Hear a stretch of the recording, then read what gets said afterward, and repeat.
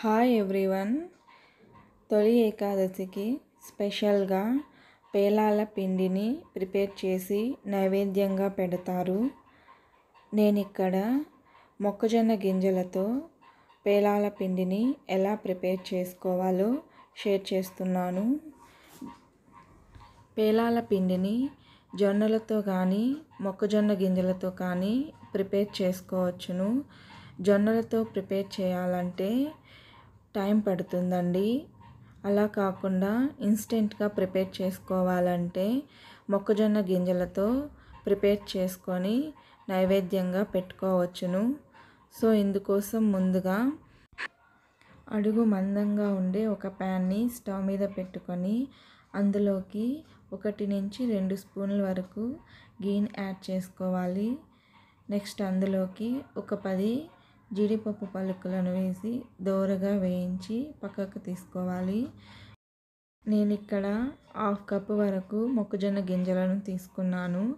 అందులో నుంచి 2 table spoons వరకు తీసుకొని ఫ్రై చేస్తూ ఉండాలి. బాగా ఫ్రై అయిన తర్వాత పాప్ అవ్వడం స్టార్ట్ అవుతుంది. ఆ టైంలో లిడ్తో క్లోజ్ చేసుకోవాలి. ఫ్లేమ్ అనేది సిమ్లో పెట్టుకుంటే మొత్తం పాపప్ అవుతుంది. నెక్స్ట్ వీటిని ఒక బౌల్లోకి తీసుకొని మిగిలిన మొక్కజొన్న గింజలను కూడా ఇదే విధంగా పాపప్ చేసుకోవాలి. నెక్స్ట్ ఒక మిక్సీ జార్ తీసుకొని కొద్దిగా యాడ్ చేసుకుంటూ ఫైన్గా బ్లెండ్ చేసుకోవాలి. నెక్స్ట్ ఈ పిండిని ఒక పెద్ద బౌల్లోకి ట్రాన్స్ఫర్ చేసుకోవాలి. అదే మిక్సీ జార్ని తీసుకొని అందులోకి 2 టేబుల్ స్పూన్ వరకు పుట్నాల పప్పు, 1/3 కప్ ఎండు కొబ్బరి పలుకులను, అలాగే 2 నుంచి 3 యాలకులను కూడా వేసుకొని ఫైన్గా మిక్సీ పట్టుకోవాలి.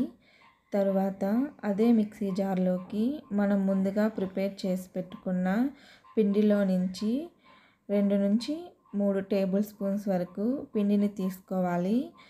నెక్స్ట్ అందులోకి 1/2 కప్పు వరకు బెల్లంని కూడా యాడ్ చేసుకొని మిక్సీ పట్టుకోవాలి.